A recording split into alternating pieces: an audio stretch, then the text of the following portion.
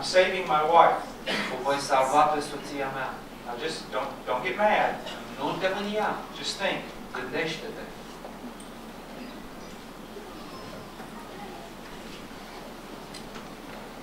If I love my wife Dacă îmi iubesc soția above all other people on this planet, mai mult decât orice altă persoană de pe pământul acesta, my children will be the happiest children on this planet.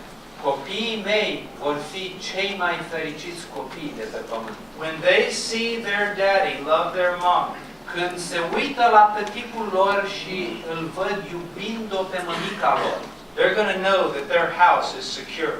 ei vor ști că familia, casa aceea este în siguranță. They're going to know that there's one place on this planet that's like a rock. Ei vor ști că există un loc pe pământul acesta care este ca o stâncă. Daddy's not going anywhere. Tăticul nu pleacă nicăieri. He's staying here. El stă, rămâne cu noi. He loves our mom. O iubește pe mămica noastră. There's some other things that go along with that. Însă sunt și alte lucruri care merg împreună cu lucrul acesta. If I love their mother, Dacă o iubesc pe mama copiilor mei, as Christ loved the church, așa cum Hristos și-a iubit biserica, my little boys are going to learn how to love a woman. băieții mei vor învăța cum să iubească o femeie. They're going to realize that a woman is to be honored. Vor realiza că o femeie trebuie să fie onorată. She is to be treated carefully. Trebuie să te porți cu grijă cu ea. But even more important, Însă mult mai important, my little girl is going to have a standard fetița mea va avea un standard by which to judge all the young men who come her way. după care să judece pe toți tinerii care se vor apropia de ea.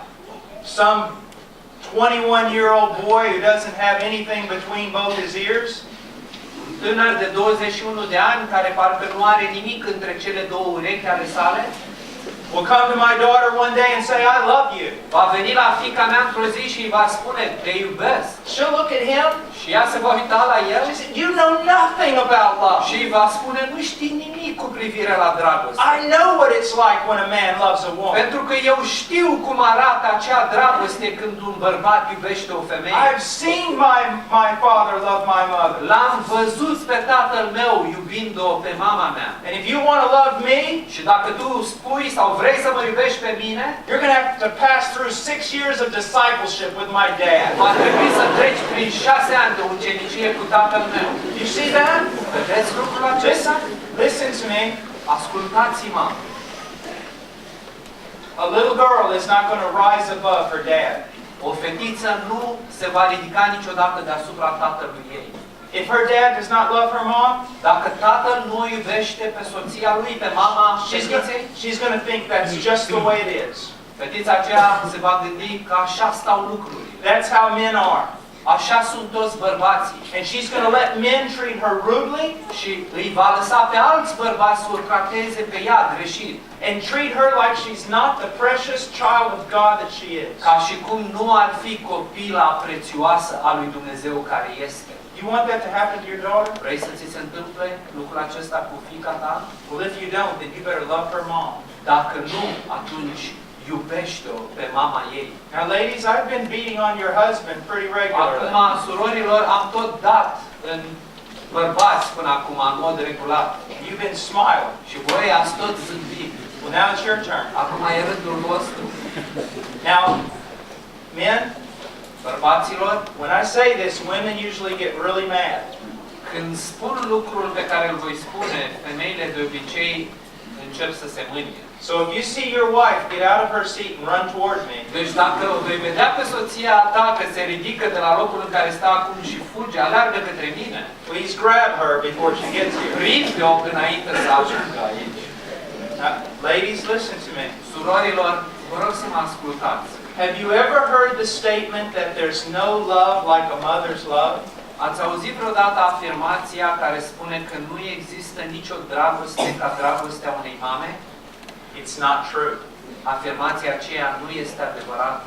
The Bible teaches me there's no love like a father's love. Pentru că Biblia mă învață pe mine că nu este nicio altă dragoste ca dragostea unui tată. Why are mothers so often so attached to their children? De ce sunt mamele atât de des atașate de copiii lor? Because they're not receiving the love and the emotional support that they're supposed to be receiving from their husband. Pentru că nu primesc dragostea și sprijinul pe care ar trebui să-l primească din partea soților lor. And so they turn to their children. Și atunci se întorc către copiii lor. Children were never meant to meet the emotional needs of an adult.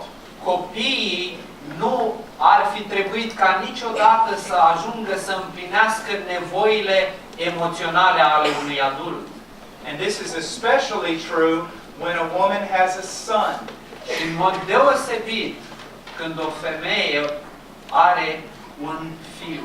If the husband is not meeting her needs, Dacă soțul femeii acesteia nu îi împlinește nevoile emoționale, that son of hers becomes the center of her life. fiul acela al ei începe să devină centrul vieții ei. And then one day when a sweet, godly young lady comes into that young boy's life, Și într-o bună zi, când o tânără evlavioasă intră în viața sau se apropie de viața tânărului acelui, a fiului ei, that mother turns into a monster. mama aceea ajunge să se transforme într-un monstru. She hates that girl. Începe să o urască pe tânăra aceea. She hates that daughter-in-law. Începe să o urască pe fiica aceea, pe nora ei. Because that girl stole her source of love. Pentru că fata aceea i-a furat sursa ei de dragoste. Now, men, I want you to think about this. Însă, bărbaților, vreau să vă gândiți la lucrul acesta. Do you see how our sin has causes many problems? Vedeți cum păcatul nostru cauzează multe probleme? We do not love our wives as we ought. Nu ne iubim soțiile așa cum ar trebui să ne iubim. Our boys do not learn how to love their wives. Soțiile. Și atunci băieții noștri nu învață cum să-și iubească la rândul lor soțiile lor. Our daughters marry men that treat them rudely.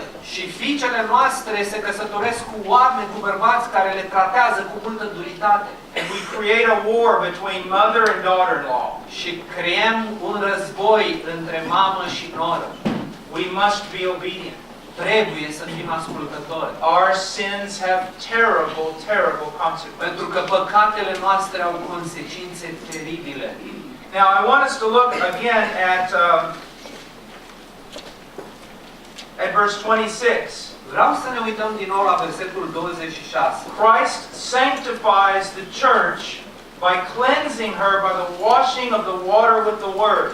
Hristos sfințește biserica curățind-o prin botezul cu apă prin cuvânt. Men, Bărbaților, we have a ministry of the word to our wives. avem o slujire a cuvântului cu care trebuie să le slujim pe soțiile noastre. Our wives will be changed as we discuss the gospel with them. Soțiile noastre vor fi schimbate pe măsură ce discutăm Evanghelia cu ele. As we minister the gospel to them. În timp ce le slujim pe ele cu Evanghelia. You say, but I'm not a Bible teacher. Și vei spune, dar nu sunt un învățător biblic. Doesn't matter. Nu contează. If you're a Christian, Dacă ești un creștin, it is your responsibility to study